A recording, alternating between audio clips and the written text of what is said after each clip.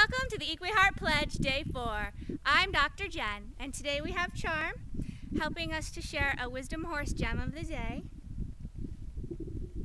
I've been dealing with a little bit of disappointment lately, and so today I decided to use the Wisdom Horse Meditation, which you can download on the site, to tune into that disappointment and see what I could do to transform it. If you're not familiar with that meditation, it leads you into the place of pregnant possibility, where all things are possible. And so when I did this, I discovered that there was a unicorn there waiting to impart some wisdom, and her name is Agnes. Sometimes she comes to visit me, and you might have a unicorn or a Pegasus guide as well. So when I tuned into this disappointment with Agnes, she showed me some really interesting things. She showed me that when I allowed myself to stay in the feeling of disappointment, it's okay to acknowledge disappointment, but to choose to stay in it, it's like throwing a cold, wet blanket on my heart. And it makes you feel cold and small like this. And then she showed me that that's not the truth, that that's just illusion. Disappointment is an illusion, so she pulled that cold, wet blanket off my heart and showed me that underneath there was still the brilliance, the light of my heart radiating outwards, that was the truth, and that I got to choose illusion or truth.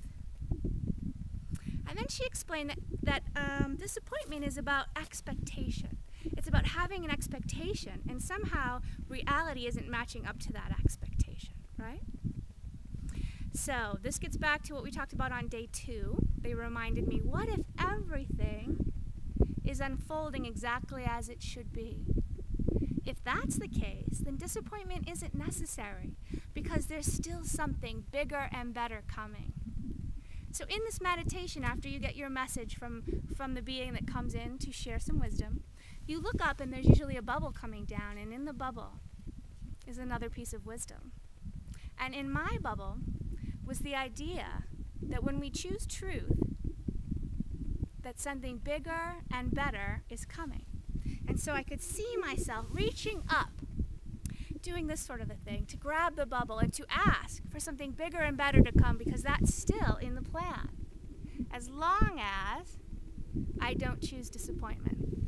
If I choose the truth, my expanded, brilliant light self, then something bigger and better is coming.